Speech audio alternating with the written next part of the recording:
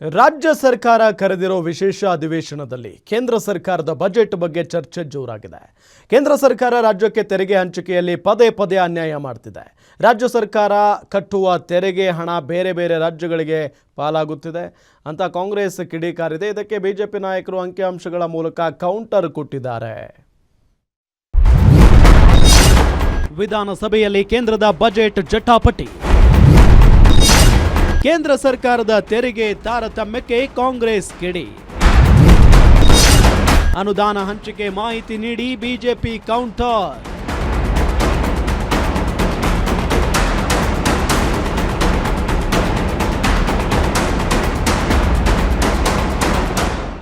S, ರಾಜ್ಯ ಸರ್ಕಾರ ಜಂಟಿ ಅಧಿವೇಶನದಲ್ಲಿ ಕೇಂದ್ರದ ಬಜೆಟ್ ಬಗ್ಗೆ ಕಾಂಗ್ರೆಸ್ ಮತ್ತು ಬಿಜೆಪಿ ನಡುವೆ ಚರ್ಚೆ ಜೋರಾಗಿದೆ. ಫೆಬ್ರವರಿ 1ರಂದು ಆರಂಭವಾಗುವ ಕೇಂದ್ರ ಬಜೆಟ್ನಲ್ಲಿ ರಾಜ್ಯಕ್ಕೆ ನೀಡಲಾಗುವ ಕೊಡುಗೆಗಳಿಗಿಂತ ರಾಜ್ಯಕ್ಕೆ ಆಗ್ತಿರೋ ಅನ್ಯಾಯದ ಬಗ್ಗೆ ಕಾಂಗ್ರೆಸ್ ಕಿಡಿಕಾರಿದೆ. ರಾಜ್ಯಪಾಲರ ಭಾಷಣವನ್ನ ಉದ್ದೇಶಿಸಿ ಮಾತನಾಡಿದ ಶಾಸಕ ಶರತ್ ಬಚ್ಚೇಗೌಡ, ನಾವು ಕಟ್ಟುವ ₹1 ತೆರಿಗೆ ಹಣದಲ್ಲಿ ನಮಗೆ ವಾಪಸ್ 14 ಪೈಸೆ ಸಿಗ್ತಿದೆ. ನಮ್ಮ ತೆರಿಗೆ ಪಾಲು ಬೇರೆ ಬೇರೆ ರಾಜ್ಯದ ಪಾಲಾಗುತ್ತಿದೆ. ಕೇಂದ್ರ ಸರ್ಕಾರ ರಾಜ್ಯಕ್ಕೆ ಪದೇ ಪದೇ ಅನ್ಯಾಯ ಮಾಡುತ್ತಿದೆ ಅಂತ ಅಸಮಾಧಾನ ವ್ಯಕ್ತಪಡಿಸಿದ್ರು.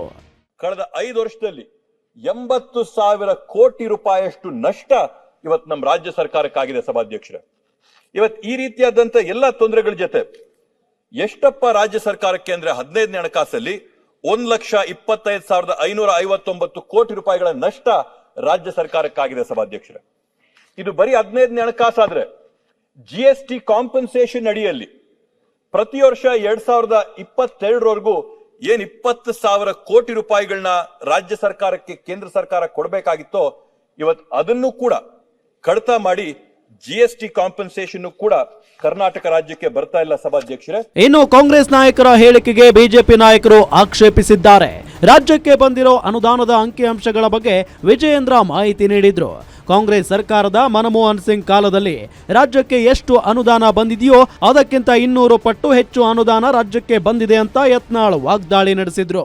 ನಮ್ಮ ರಾಜ್ಯದಿಂದ ತೆರಿಗೆ ಹಣ GST ಮುಖೇನವತ್ತೇನೋ ಕೇಂದ್ರ ಸರ್ಕಾರಕ್ಕೆ ಹೋಗಿದೆ.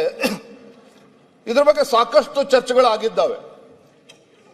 ಆಡಳಿತ ಪಕ್ಷದವರ ಮಾತನ್ನ ಕೇಳ್ತಾ ಇದ್ರೆ ನಮ್ಮ ರಾಜ್ಯದ ತೆರಿಗೆ ಹಣದಿಂದ ಕೇಂದ್ರ ಸರ್ಕಾರ ಏನೋ ಬಹಳ ಭ್ರಷ್ಟಾಚಾರ ಮಾಡಿಬಿಟ್ಟಿದೆ, ಲೂಟಿ ಮಾಡಿಬಿಟ್ಟಿದೆ, ಏನೋ ಅಭಿವೃದ್ಧಿನೇ ಆಗಿಲ್ಲ ಈ ದೇಶದಲ್ಲಿ, ರಾಜ್ಯದಲ್ಲಿ ಅನ್ನುವ ಅರ್ಥದಲ್ಲಿ ಮಾತನಾಡ್ತಾ ಇರ್ತಕ್ಕಂಥದ್ದು ಇದೊಂದು ರೀತಿ ಅರ್ಥಹೀನ. ಅಂದರೆ UPA ಸರ್ಕಾರದಲ್ಲಿ ಬರಬೇಕಾದಂಥ ಹಣಕ್ಕಿಂತ ಸುಮಾರು 258% ನರೇಂದ್ರ ಮೋದಿಯವರು ಕರ್ನಾಟಕಕ್ಕೆ ಇವತ್ತು ಅನುದಾನವನ್ನು ಕೊಟ್ಟಿದ್ದಾರೆ. ಸದ್ಯ ಕೇಂದ್ರ ಸರ್ಕಾರದ ಬಜೆಟ್ ಮೇಲೆ ಎಲ್ಲರ ಕಣ್ಣು ನೆಟ್ಟಿದೆ. ಹೀಗಾಗಿ ರಾಜ್ಯಕ್ಕೆ ಆಗ್ತಿರೋ ಅನ್ಯಾಯದ ಬಗ್ಗೆ ಕಾಂಗ್ರೆಸ್ ಕಿಡಿಕಾರಿದ್ರೆ ಬಿಜೆಪಿ ಕೇಂದ್ರ ಸರ್ಕಾರವನ್ನ ಸಮರ್ಥನೆ ಮಾಡಿಕೊಂಡಿದೆ. ಒಟ್ಟಿನಲ್ಲಿ ಭಾನುವಾರ ಆರಂಭವಾಗುವ ಬಜೆಟ್ನಲ್ಲಿ ಕರ್ನಾಟಕಕ್ಕೆ ಕೇಂದ್ರ ಸರ್ಕಾರ ಏನೆಲ್ಲ ನೀಡುತ್ತದೆ ಅನ್ನೋ ಕುತೂಹಲ ಕೆರಳಿಸಿದೆ. Durgesh Nayak, political bureau, guarantee news, Bengaluru.